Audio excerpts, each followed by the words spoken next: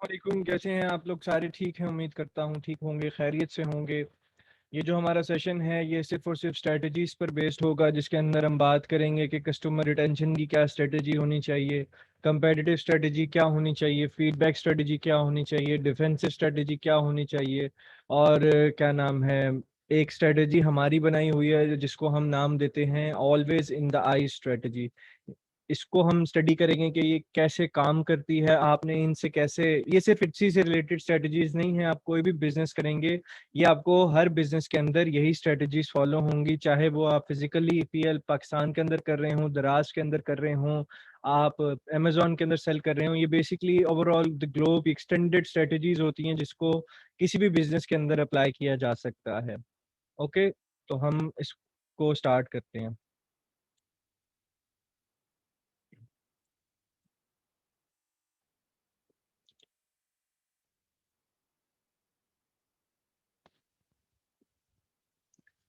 अच्छा जी, ये हमारे पास 5 स्ट्रेटजीज हैं। और वो पहली क्या है, कंपेटिटिव स्ट्रेटजी। दूसरी कन्वर्जन स्ट्रेटजी। तीसरी कस्टमर रिटेंशन।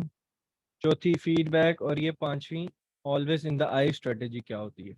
अभी हम बात करेंगे इसकी कि सबसे पहले कंपेटिटिव स्ट्रेटजी क्या होती है। कंपेटिटिव स्ट्रेटजी जैसे नाम से जाहिर है कि ये कंपटीशन यानी किसी कंपेटिटर्स के साथ मिलकर या कंपेटिटर की रैकी करके हम ये एक स्ट्रेटजी बनाएंगे। अभी हम देखते हैं कि ये होती क्या है। ये बेसिकली एक डिफेंसिव स्ट्रेटजी होती है, यानी आप डिफेंडिव पोजीशन में आ चुके हैं अपने प्रोडक्ट को लेके, अपनी सर्विसेज को लेके, ताकि उस प्रोडक्ट, उस सर्विसेज की क्वालिटी, उस प्रोडक्ट की प्राइस को आपका कंपेटिटर बीट ना कर पाए। जैसे फुटबॉल के मैच के अंदर होता है या हॉकी के मैच के अंदर होता है, गोलकीपर के आगे डिफेंडर्स खड़े हुए होते हैं जो डिफेंड कर रहे होते हैं कि गोल जो है हमारे गोल ना पड़ पाए, डिफेंसिव या जो कंपेटिशन कंपेटिटिव जो है वो हमें गोल ना मारे। तो इसी तरह आप भी रेडी रहते हैं, आपने स्टडी किया हुआ होता है अपने, जैसे कि फॉर एग्जांपल आपका प्रोडक्ट ए है और आपका कंपेटिटर का भी प्रोडक्ट ए है। तो आपने दोनों को स्टडी करना है, मेरे प्रोडक्ट की प्राइस क्या है। मैं आपको अभी यहाँ पे समझाता हूँ। यहाँ पे मैं आपको समझा देता हूँ, आपका प्रोडक्ट ए है, कंपेटिटर का प्रोडक्ट भी ए है। अब आपने इसके अंदर देखना क्या है, रिसर्च क्या करनी है, इसकी प्राइस क्या है, इसकी क्वालिटी क्या है, इसकी पैकेजिंग क्या है, इसकी वारंटी है कि नहीं है। इसी तरह आपने ये सारी चीज़ें कंपेटिटर की भी चेक करनी है। ठीक। अच्छा, इसमें होता क्या है कि जैसे मैंने प्राइसिंग स्ट्रेटेजी आपको बताई है, प्राइसिंग स्ट्रेटेजी आपने जाके पीछे चेक करनी है, मैंने 3 बता दी ऑलरेडी आपको। अभी मैं उसमें टाइम नहीं ज़ाया करूंगा। अब आपने जब ये कंपेटिटिव स्ट्रेटजी करनी होती है तो देखना होता है कि कंपेटिटर की क्वालिटी क्या है। मैं अगर ए प्लस क्वालिटी दे रहा हूं तो कंपेटिटर भी क्या ए प्लस दे रहा है, बी दे रहा है, सी दे रहा है, या ए से भी, ए प्लस से भी ऊपर की चीज दे रहा है। फिर पैकेजिंग में क्या, कितनी क्रिएटिव पैकेजिंग कर रहा है, मैं क्या पैकेजिंग कर रहा हूँ। मैं अगर ए प्लस पैकेजिंग कर रहा हूँ या ए पैकेजिंग कर रहा हूँ तो मेरा कंपेटिटर ए प्लस तो नहीं कर रहा। अब ये आप जब रिसर्च करेंगे तो आपको पता चलेगा कि आपका एग्जैक्ट कंपेटिटर अगर प्रोडक्ट की क्वालिटी बेच रहा है सी, तो आपको ए प्लस बेचने की जरूरत ही नहीं है, आप बी क्वालिटी की भी बेच सकते हैं और आप कंपटीशन को गेन कर सकते हैं। हाँ, इससे बेनिफिट ये हो जाएगा कि अगर आप बी की जगह ए प्लस क्वालिटी ही बेचते हैं और इसके कंपटीशन के अंदर आ जाते हैं, तो इसको आपको बीट करने के लिए अपने प्रॉफिट मार्जिन को रिड्यूस करना पड़ेगा। पहले तो उसे समझ में ही नहीं आएगी कि ये प्रोडक्ट क्या बेच रहा है जब तक वो आपका प्रोडक्ट मंगवाएगा नहीं। ठीक हो गया।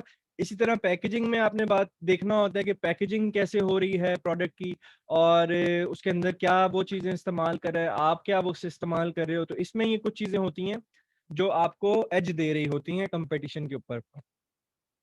उसके बाद आती है वारंटी। आया प्रोडक्ट की वारंटी है, कोई कंपेटिटर आप कोई प्रोडक्ट की वारंटी तो नहीं दे रहा, कोई 6 मंथ की, कोई 1 साल की, कोई सर्विस वारंटी, कोई प्रोडक्ट वारंटी, कोई पार्ट, पर्टिकुलर पार्ट की वारंटी। तो क्या आपको भी वो देनी है या नहीं देनी। इस तरह की डिफरेंट चीजें आपने केपीआईज लिखने हैं और उनको अपने कंपेटिटर्स के साथ सर्च करना है कि वो क्या कैसे परफॉर्म कर रहे हैं ये सारी चीजें।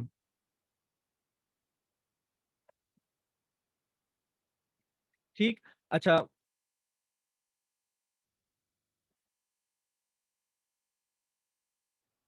तो ये समझ में आ गई। अब देखें यहाँ पे हमारे पास क्या होता है बेसिकली, ये एक लॉन्ग टर्म स्ट्रेटेजी होती है। ये स्लो स्लो स्लो स्लो आपको बीट करनी पड़ती है, मीट करनी पड़ती है। आपके कंपेटिटर्स आपको आपको भी स्टडी कर रहे होते हैं। ऐसा नहीं है कि सिर्फ आप कंपेटिटर को स्टडी कर रहे हैं, कंपेटिटर भी आपको स्टडी कर रहे होते हैं। तो आपने ये फॉर एग्जांपल आपका प्रोडक्ट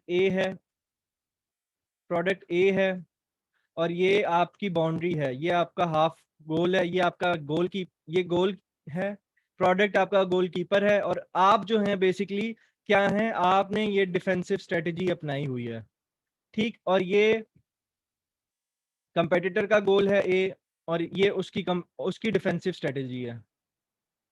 और ये है कस्टमर। अब इसमें क्या होता है बेसिकली, आपकी डिफेंसिव स्ट्रेटेजी कस्टमर के साथ नहीं होती, आपकी डिफेंसिव स्ट्रेटेजी आपकी कंपटीशन के साथ हो रही होती है, ठीक। अब क्या होगा कि जितनी अच्छी आपकी डिफेंसिव होगी, यानी फॉर एग्जांपल अगर ये कंपेटिटर आपका प्रोडक्ट जो है वो 1 रुपए का बेच रहा है, आपने आधे रुपए में लगा दिया है, सेम क्वालिटी सेम सारी चीजों में, तो कस्टमर डेफिनेटली आएगा आपके पास और यहाँ गोल कर देगा, यानी प्रोडक्ट परचेज कर लेगा। अब ये चीज, जितने ज्यादा कस्टमर आएंगे उतना ज्यादा आपके सेल्स बढ़ेंगी, और जितनी ज्यादा सेल्स बढ़ेंगी उतनी ज्यादा आपकी रैंकिंग भी बढ़ेगी इट्सी के ऊपर या किसी भी प्लेटफॉर्म के ऊपर। अब ये चीजें आपने देखनी होती हैं।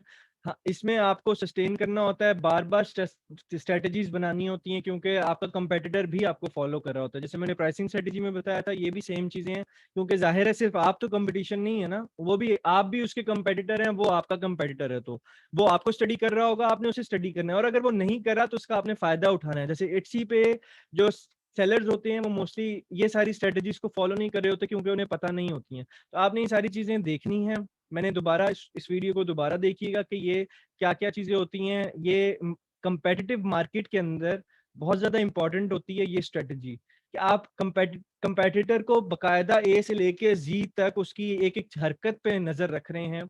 आपने अपने कंपेटिटर्स चूज़ कर लेने के, आपके 1 हैं, 2 हैं, 3 हैं, 5 हैं, जितने भी हैं, और आप उसकी जैसे ई रैंक है तो उसके अंदर उनकी शॉप्स को ट्रैक करते रहें, और ट्रैकिंग पे लगा दें उनके, देखें वो क्या मूवमेंट कर रहे हैं, क्या नहीं कर रहे हैं। दूसरा, अगर मैंने आपको सेल समुराई वाला टूल बताया, दैट इज़ वेरी हैंडी, सिर्फ़ इस काम के लिए कि ट्रैकिंग उसकी होती रहे। आपने ये जितनी कंपेटिटर्स हैं उनकी दुकानों को आपने उसकी ट्रैकिंग पे, शॉप ट्रैकिंग पे लगा दी है।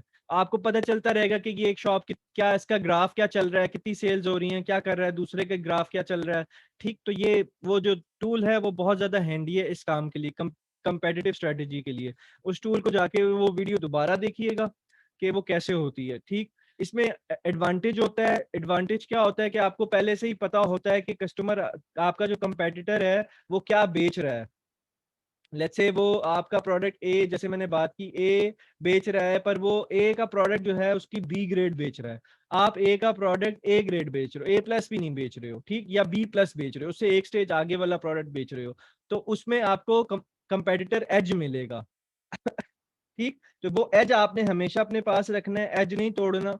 जब तक ये एज आपके पास होगा, आपकी सेल्स, आपका रैंक वहां बरकरार रहेगा। जैसे ही आपने ये एज तोड़ दिया, फॉर एग्जांपल एज कैसे टूटेगा, कि अब इसने बी प्लस की जगह ए आया और आप बी प्लस पे ही बैठे हुए हैं, ठीक, तो आपका एज टूट गया यहाँ। अब ए अगर उसने प्रोडक्ट ए कर दिया है तो आपको भी ए प्लस पे आ जाना है प्रोडक्ट लेकर, तो ये आपका एज हमेशा बरकरार रखना है, ठीक। तो ये होती है कंपेटिटिव स्ट्रेटेजी। और इसके अंदर कोई पॉइंट, अब ये एक पॉइंट होता है कि ये provisions of superior value, then ये एक ऐसे होता है कि आप प्रोविजन कर रहे होते हैं कि ये जो कंपेटिटर से आप सुपीरियर वैल्यू दे रहे हैं प्रोडक्ट्स के अंदर। सिर्फ जैसे मैंने बात की कि जब आप वैल्यू, और आपकी वैल्यू, आपकी प्राइस, आपकी क्वालिटी, आपकी पैकेजिंग, ये सारी चीजें अगर ए ग्रेड होंगी या कंपेटिटर एज होगा आपके पास, तो फिर आपके सेल्स के चांसेस और रेवेन्यू के चांसेस बढ़ जाएंगे, ठीक। तो ये आपकी होती है कंपेटिटर स्ट्रेटेजी।